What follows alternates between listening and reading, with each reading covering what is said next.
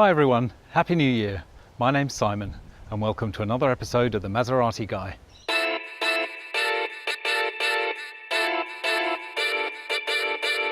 Well, today, as you can see, I'm with an Audi Q7. This one has been very kindly lent to me by my friend Richard at the Oldtimer Centre. I've been obviously without my cars, my Audi R8 and my Mercedes C63 for some time now. Been relying on hire cars, rental cars, which have been a bit shit, as you'd say. So he's very kindly lent me this beautiful 2010 3-litre diesel Q7 for the next few weeks. I'm considering whether it might become the Maserati Guy regular hauler, because I'm actually really impressed with it. I've been driving it for the last few days. I've done some town driving, I've done some freeway driving, and I have to say it's pretty damn good. And even though it's done 163,000 kilometers, it is in really spectacular condition, both inside and out. I mean, there are a few marks, that's to be expected for a car of this age, but really it is absolutely spectacular. And I love the size, the shape, and the fact that it gives me so much more space, which is really good. So let's take a look around it. The Q7 is really imposing from every angle. It's a big car. It's a 7-seater, of course. But when you're driving it doesn't feel that huge.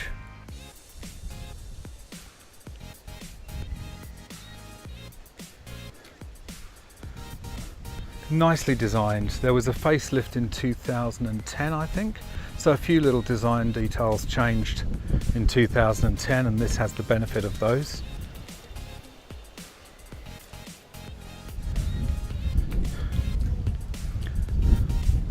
Nice wheels were special with the S-Line.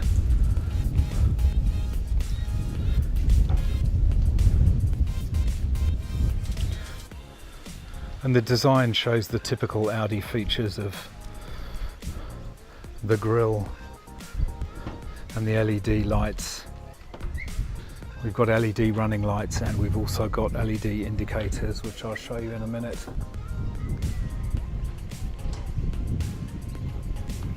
Really nice looking. This one is the S-Line version, which has the special wheels and a few other stylistic elements.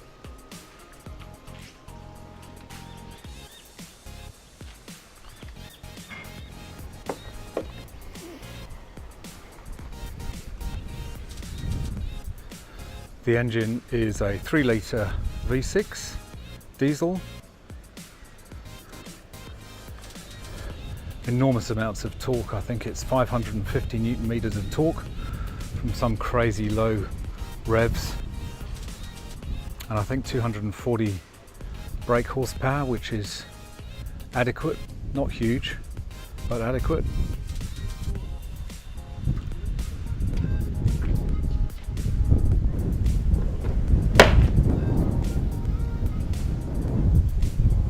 So inside we have very typical Audi DNA on show.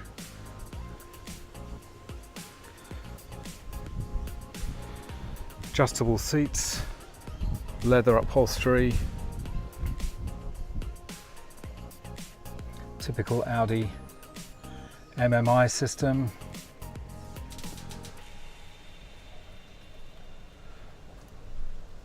Instrument cluster, very familiar to anyone who's driven an Audi before. Ouch, that was the door, it's windy suddenly. Door panels, very typical Audi design. It's actually quite a nice little Alcantara panel in there, which is rather nice.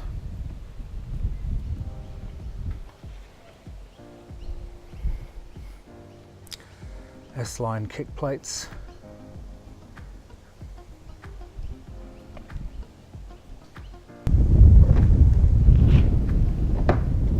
Take a look in the back. Very similar. Got 3 seats along the bench, and you have a Fairly wide range of configurations for the seating, which is good. You also have the option to move these seats forward with a bar under here, and that opens up the possibility of raising the seats at the back, which I'll just show you now. Power operated tailgate, which is a nice feature to have. You have a luggage cover here, which I haven't quite worked out how to avoid catching that on the seat belts. It's probably a trick, but then you can put that luggage cover across for a bit of privacy, undo a clip there, and this whole section will remove out, which I'll do now. And this is where the Q7 really does its party trick, if you like. We can slip that forward, and then with another clip here, we can raise that third row of seats back up to make the 6th and 7th seats. Wouldn't be a huge amount of legroom, but fine for children. Very practical. You can see, however, that it does obviously reduce the amount of luggage storage in the back quite considerably. But you know, can't have everything. With the second row of seats folded all the way down, you can see there's a huge flat storage area here. Perfect for those trips to IKEA. All the flat pack furniture will fit in there perfectly. You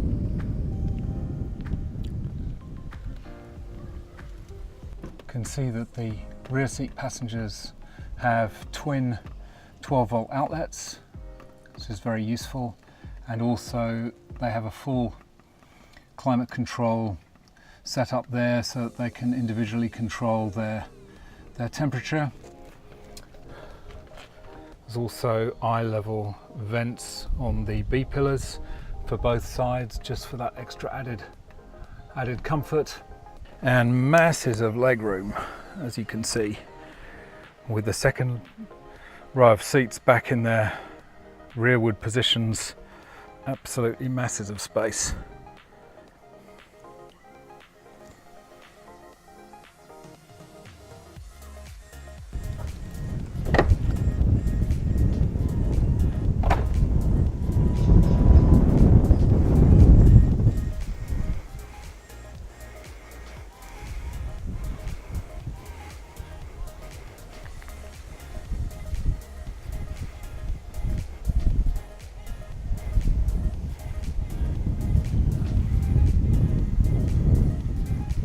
So now we've been for a tour around the outside and the inside of the Q7. Let's get it on the road and see what it's like to drive. Driving the Q7, it's pretty amazing. Feels a bit like a bus. It is a bit like a bus, I guess, to be honest. It has a foot pedal handbrake or foot brake. So you have to unlock that by a catch to the right of the steering wheel. Has a reverse parking camera, which is very useful, and front and rear park sensors, which is useful.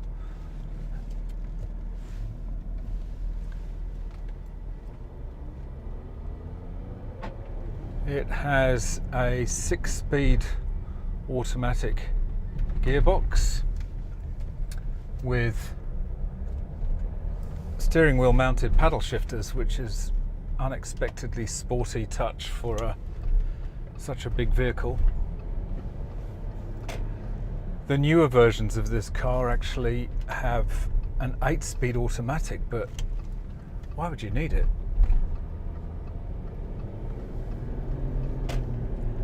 This engine has just so much torque that you can virtually pull away in any gear without breaking sweat. Cabin is really nice. Driving position is very comfortable. The ride is remarkably comfortable, actually. But it's got air suspension, which allows for this incredible ride despite the size of the vehicle. It does roll a bit into corners, but hey, that's what you expect bit more compliance in the damping to give that ride quality. Not only that, but it's incredibly subdued, the cabin noise, quiet, really, I mean, typical Audi quality, very high quality fittings, fit and finish is excellent. One of the strange things is that the ignition key is to the left of the steering wheel, so if you're used to driving a Porsche, this will be familiar, but I keep looking for it underneath the steering column to the right. It has the typical MMI entertainment navigation system. Obviously it's looking a bit dated now, being, well, 10 years old when it first came out, but it has competent navigation. It has SD card reader. It actually has a I'll show you under here, there's a thing that you lift up and you can get to under the center console. There's the center console storage compartments, but underneath that you lift it up and there's a 6 CD stacker located underneath the center console, which is quite clever. So it's hidden unless you actually need to access it. It's got SD card readers, as I said, and this particular version has got a MMI interface, sorry, Audi music interface, which allows you to connect. In the old days it used to connect iPods, stuff like that, with a 30-pin connector, but now you can get aftermarket solutions that will allow you to stream audio via Bluetooth. Got one of those on order right now. Nice clear dash, looks a bit like the R8 in some ways, with the kind of oval silver edges to the dials. Typical Audi quality, very, very nice place to sit. Has 4-zone climate control, so the second row passengers have their own temperature controls, various other options. There's also, up here there are vents, which is good for the backseat passengers because you can get some air directed onto your face for those really hot days. And so I'm really impressed. I'm really impressed with the interior, really impressed with the ride quality. The driving is very easy for a car of this size. You wouldn't think it was as big as it is. Feels tidy. You get excellent visibility, of course, all round, lots of glass. It doesn't feel sluggish at all. It actually feels very sporty. You know, you've got all that torque available. I think it's 550 Newton meters from about 1750 revs. So if you feel like squirting it a bit, you can just change up and floor it, and it will actually shift. It will actually shift quite fast. I should just say we're just going over the Sydney Harbour Bridge on January the 1st, so this was the scene of amazing fireworks last night.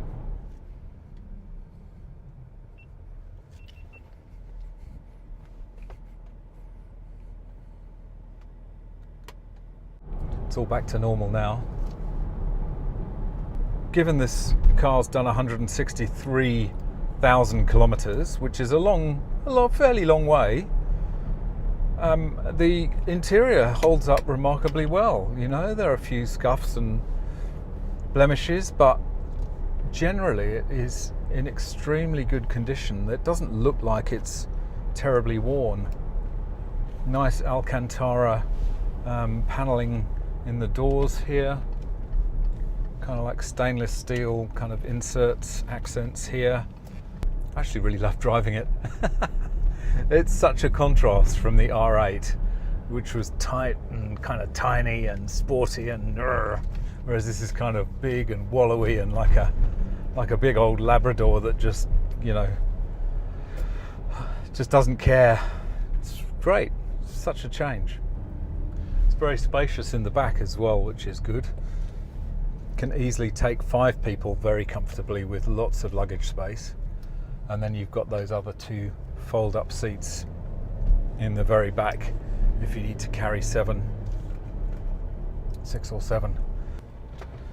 Love the driving experience of this, even though it's big and quite unwieldy. It's very easy to drive, it's very comfortable, very quiet really, and very easy. It's great. Love it. Well, I hope you enjoyed that review of the 3-litre diesel Audi Q7 from 2010. I'm personally really impressed with it. I think it's a fantastic car. I'm very tempted to have this as my daily hauler for going backwards and forwards to Canberra and for lugging stuff around. And for the money, it's an absolute steal. Very, very good value as well. They've depreciated like a plummeting grand piano over the last 6 years, or 6 to 8 years, and now they're really very affordable, very reliable. It's probably not much that's going to go wrong. So thanks for watching. If you did enjoy this video, don't forget to smash that like. And it would be great if you would subscribe and hit that notification bell. It really does help me to make more videos. You can follow me on Instagram and Twitter at Maserati Guy 2017, and I'll see you in the next video.